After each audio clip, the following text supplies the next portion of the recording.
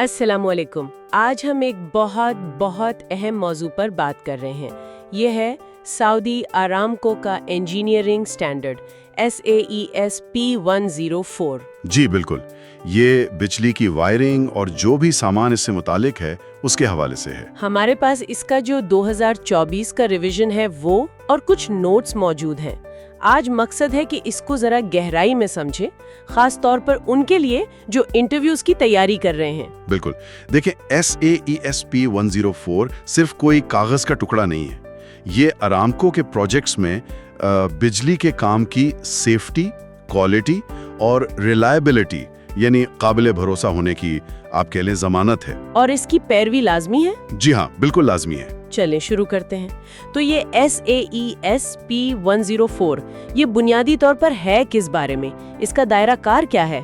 اچھا، تو یہ سٹینڈرڈ جو ہے یہ بجلی اور کنٹرول کی وائرنگ اور کیبل سسٹمز، ان کے ڈیزائن اور پھر ان کی تنصیب یعنی انسٹالیشن، اس کے لیے کم سے کم جو لازمی شرائط ہیں وہ بتاتا ہے۔ اچھا، اس میں وہ آؤٹ ڈور انکلوژرز بھی شامل ہیں جن کا ذکر شاید آپ کو دوسرے سٹینڈرڈز میں نہ ملے۔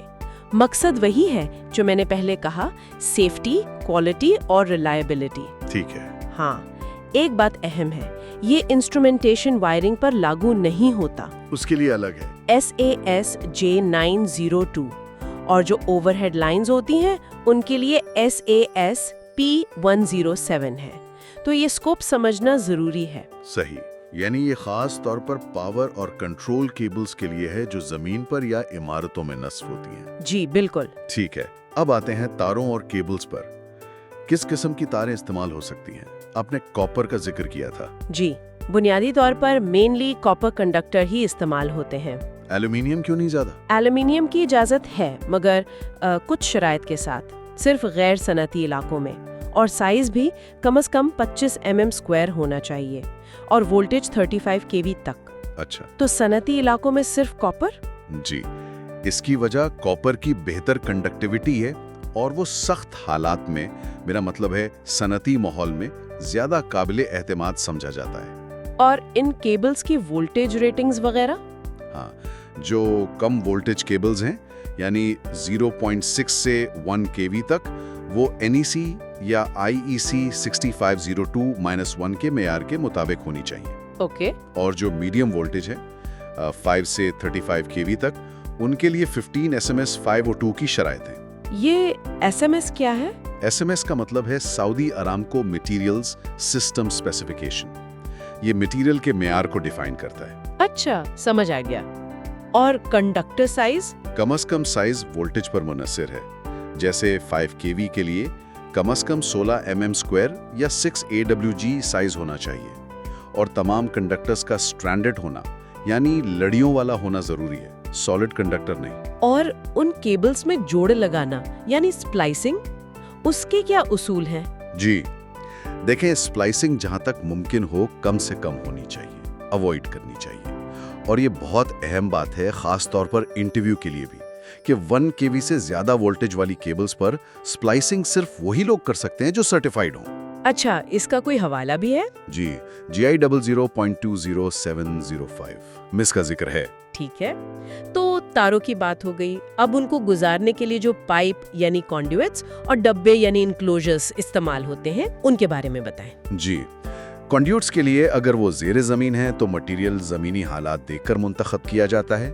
PVC ہو سکتا ہے، HTP، RTRC یا پھر PVC کوٹڈ سٹیل۔ اور اگر زمین سے اوپر ہو، کھلی جگہ میں، تو پھر گیلونائزڈ سٹیل لازمی ہے۔ اور اگر ماحول کروزو ہو، جیسے ساحل کے قریب نمکین ہوا ہو، تو اس سٹیل پر PVC کوٹنگ بھی ضروری ہے تاکہ زنگ نہ لگے، یعنی ڈبل پروٹیکشن۔ جی بالکل۔ اسی طرح انکلوژرز یعنی جن ڈبوں میں جوڑ یا ٹرمینیشن ہوتی ہے، ان کو بھی ماحول کے حساب سے نیما یا IP ریٹنگ کی ضرورت ہوتی ہے۔ مثال کے طور پر؟ جیسے اگر باہر کھلی جگہ میں ہے جہاں بارش یا دھول کا امکان ہے، تو نیما ٹائپ 4X یا کم از کم IP54 ریٹنگ والا انکلوژر چاہیے۔ یہ ریٹنگز بتاتی ہیں کہ وہ ڈبہ پانی، دھول اور زنگ سے کتنا محفوظ ہے۔ صحیح۔ اب کیبل ٹرے کی بات کرتے ہیں، ان کا کیا کردار ہے؟ کیبل ٹرے وہ ایک طرح سے کیبلز کے لیے راستے یا شیلف کا کام کرتی ہیں۔ عام طور پر ایلومینیم کی ہوتی ہیں۔ لیکن آپ نے آف شور کا ذکر کیا تھا۔ ہاں، آف شور پلیٹ فارمز پر فائبر گلاس FRP لازمی ہے، وہ زنگ نہیں پکڑتا۔ ان کی تنصیب نیما کے معیارات کے مطابق ہوتی ہے۔ ان میں کیبلز کیسے رکھی جاتی ہیں؟ کیا سب ایک ساتھ ڈال سکتے ہیں؟ نہیں، یہ بہت اہم نقطہ ہے اور انٹرویو میں یہ سوال اکثر آتا ہے۔ مختلف قسم کی کیبلز، خاص طور پر پاور کیبلز اور کنٹرول یا انسٹرومنٹیشن کیبلز، ان کو ٹرے میں الگ الگ رکھنا ہوتا ہے۔ وہ کیوں؟ پول سگنلز میں خلل ڈال سکتی ہیں، اس لیے ان میں فاصلہ رکھنا یا بیریئر لگانا ضروری ہے۔ اچھا، اور جو کیبل ٹائز استعمال ہوتی ہیں ٹرے میں؟ اگر ٹرے باہر لگی ہے آؤٹ ڈور تو کیبل ٹائز عام پلاسٹک کی نہیں بلکہ 316 سٹین لیس سٹیل کی ہونی چاہیے تاکہ وہ دھوپ اور موسم کی سختی جھیل سکیں۔ ٹھیک ہے، اب زمین کے نیچے کیبل ڈالنے اور اس کے بعد ٹیسٹنگ کی بات کرتے ہیں۔ جی، زمین میں کیبل دبانے کی کم از کم گہرائی وولٹیج پر منحصر ہے۔ مثال کے طور پر 600 V تک کی کیبلز کو کم از کم 610 mm یعنی تقریباً 2 فیٹ گہرا دبانا چاہیے۔ اور اگر سڑک کے نیچے سے گزر رہی ہو تو پھر اسے لازماً کانڈیوٹ میں یا ڈکٹ بینک میں ڈالنا ہوگا، ڈائریکٹ بریل نہیں کر سکتے۔ اور اوپر وارننگ ٹائلز یا کم از کم وارننگ ٹیپ لگانا بھی ضروری ہے تاکہ بعد میں اگر کوئی کھدائی کرے تو اسے پتہ چل جائے کہ نیچے کیبل ہے۔ سیفٹی کے لیے۔ بالکل۔ اب ٹیسٹنگ کی بات۔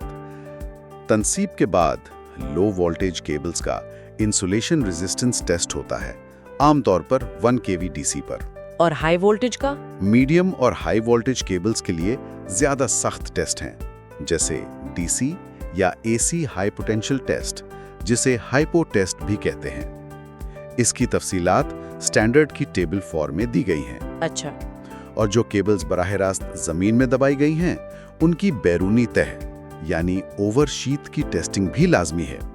یہ سب ٹیسٹ اس بات کو یقینی بناتے ہیں کہ کیبل لگانے کے دوران ڈیمیج تو نہیں ہونی اور وہ محفوظ طریقے سے کام کرے گی۔ اور ان ٹیسٹ کے ریزلٹس وہ P فارمز پر یعنی پروجیکٹ فارمز پر باقاعدہ ریکارڈ کیے جاتے ہیں۔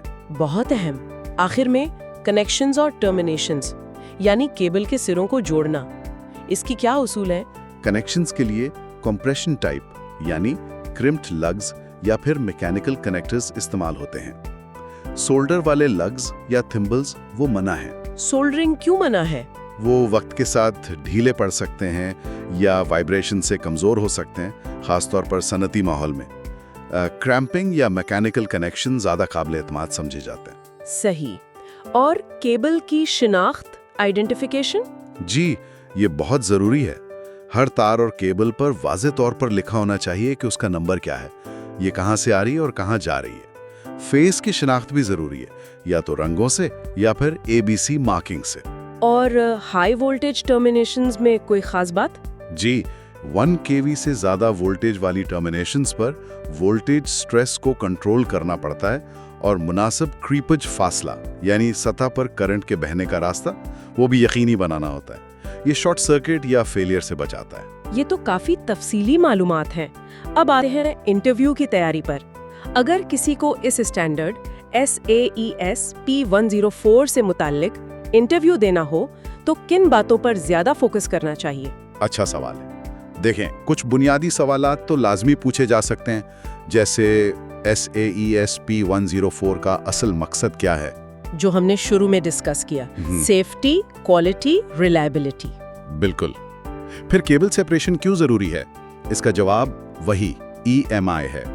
پھر وہ آپ کے تجربے کے بارے میں پوچھ سکتے ہیں کہ کیا آپ نے اس اسٹینڈرڈ کے مطابق کام کیا ہے۔ اور عملی حالات پر مبنی سوالات؟ ہاں، وہ بھی بہت اہم ہے۔ جیسے فرض کریں آپ فیلڈ میں ہیں اور دیکھتے ہیں کہ اسٹینڈرڈ کی خلاف ورزی ہو رہی ہے، آپ کیا کریں گے؟ آپ کا پہلا قدم کیا ہوگا؟ جواب ہوگا کہ کام رکوائیں گے اور سپروائزر کو یا QC انسپیکٹر کو اطلاع دیں گے۔ جی بالکل، صحیح طریقہ کار فالو کرنا ہوگا۔ یا پوچھ سکتے ہیں کہ کیبل ٹرے میں ایک سے زیادہ قسم کی کیبلز ڈالتے وقت کیا احتیاط کریں گے؟ وہی سیپریشن والی بات۔ اور کچھ خاص اصطلاحات، ٹرمز؟ جی، SAS، SAM-MS، SATIP، ان کا مطلب اور فرق معلوم ہونا چاہیے۔ SAS تو انجینئرنگ اسٹینڈرڈ ہو گیا، SAM-MS مٹیریل اسپیسیفیکیشن، اور SATIP ہے سعودی اریمکو ٹپیکل انسپیکشن پلان یعنی چیکنگ کا منصوبہ۔ اور وہ انسپیکشن والے پوائنٹس؟ ہاں، ہولڈ پوائنٹ اور وٹنس پوائنٹ کا فرق سمجھنا بہت ضروری ہے۔ کیا فرق ہے ان میں؟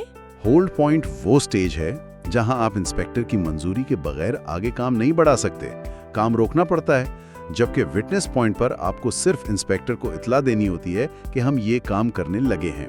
ان کا آنا لازمی نہیں، اگر وہ نہ بھی آئیں تو آپ کام جاری رکھ سکتے ہیں۔ اچھا، یہ فرق واقعی اہم ہے۔ جی، فیلڈ میں کام کرنے والوں کے لیے یہ جاننا بہت ضروری ہے۔ مجموعی طور پر سٹینڈرڈ کی اچھی سمجھ ارامکو پروجیکٹس میں کامیابی کے لیے کلیدی حیثیت رکھتی ہے۔ بہت خوب۔ تو خلاصہ یہ ہے کہ SASP 104 ایک بہت ہی جامع اور تفصیلی سٹینڈرڈ ہے جو سعودی ارامکو کے بجلی کے منصوبوں میں حفاظت، معیار اور تسلسل کو یقینی بنانے کے لیے بنایا گیا ہے۔